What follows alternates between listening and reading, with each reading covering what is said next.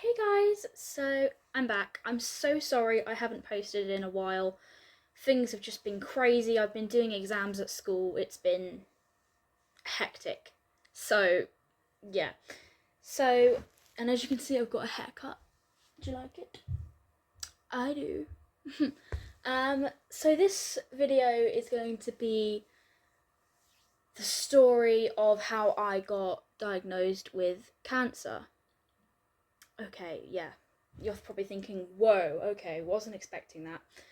Um, but yeah, when I was 11, I was diagnosed with cancer, and this is going to be the video on how that happened. Um, so basically, when I was 11, as you know, I was diagnosed with cancer, and I basically,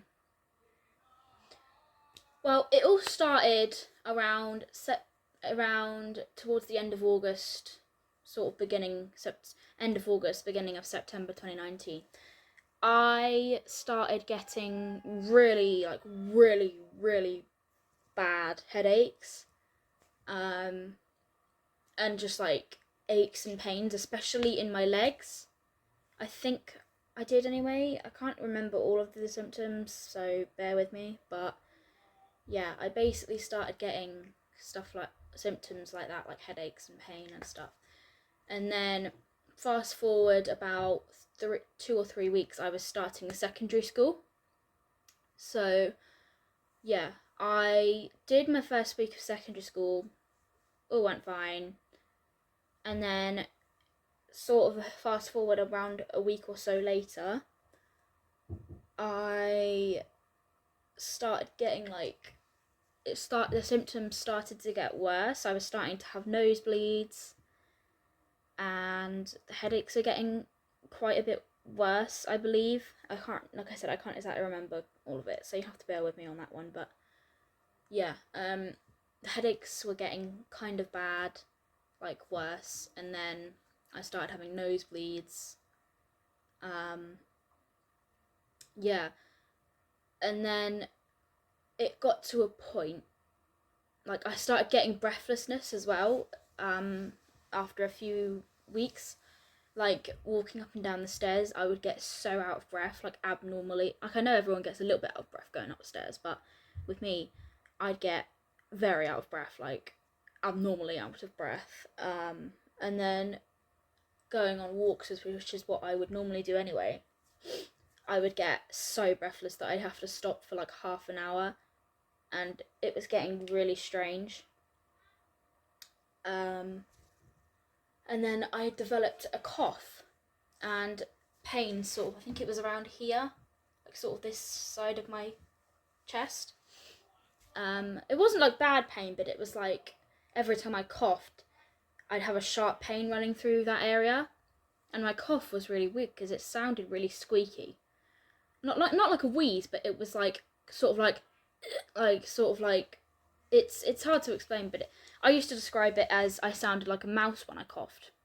That's how squeaky it was.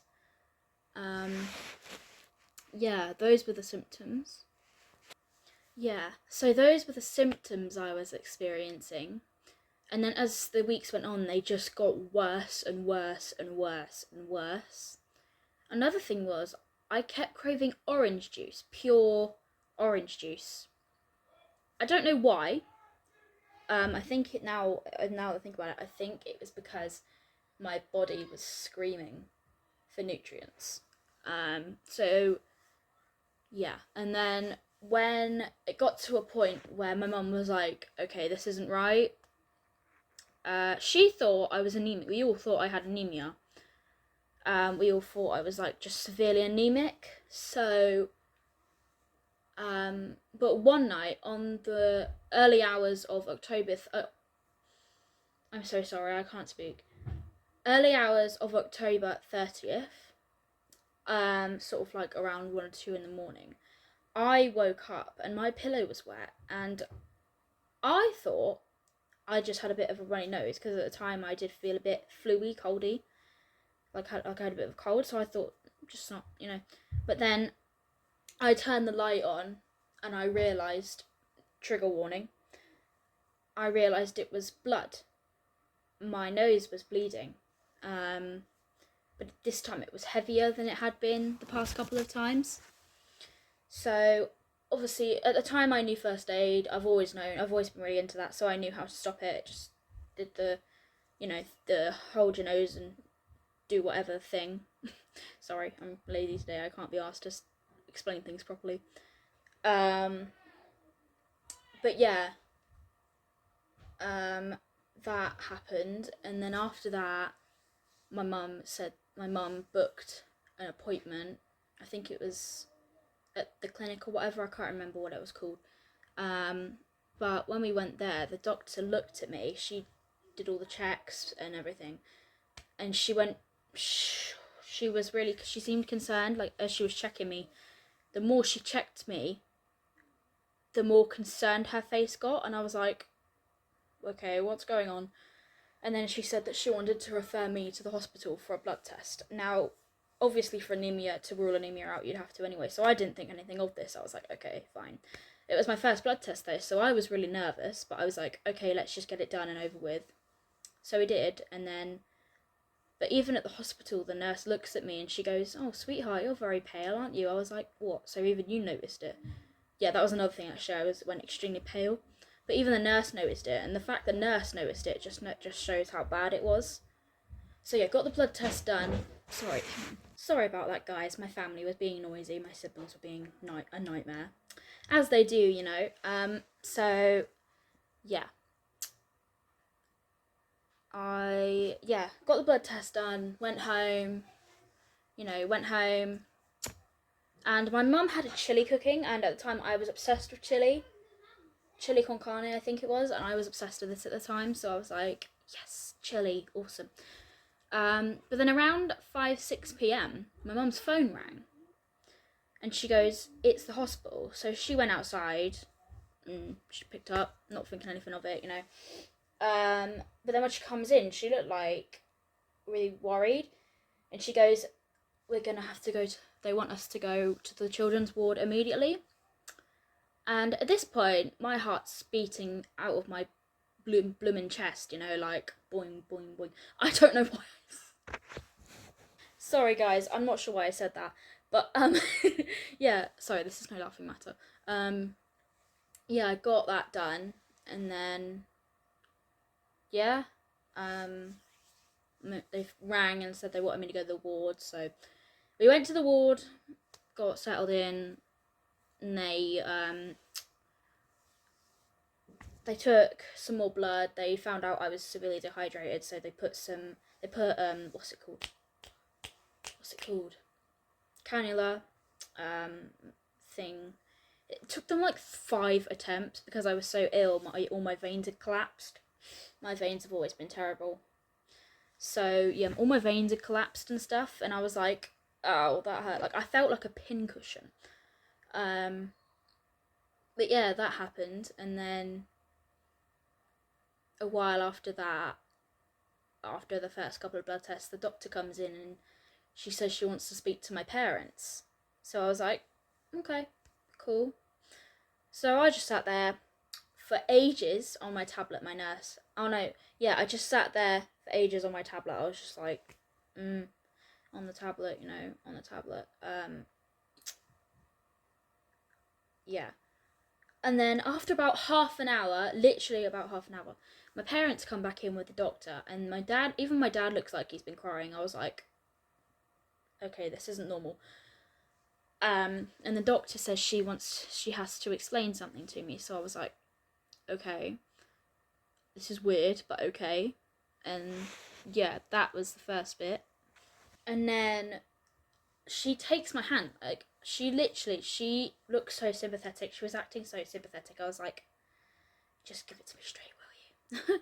So she goes on to explain that my red blood cells are very, very unwell. And at this point, I'm crying, I'm in tears, I'm having a literal breakdown because I'm just like, oh, what's going on with me? And I was only 11 at the time, so obviously I was freaking out like there's absolutely no tomorrow.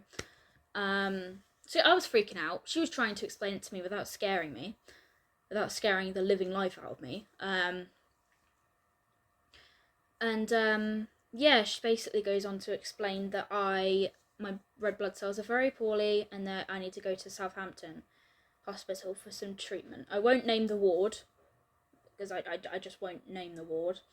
But I had to go to Southampton Hospital, and yeah, and they went on to explain that I needed to go there for treatment, and of course at the time I didn't know what for.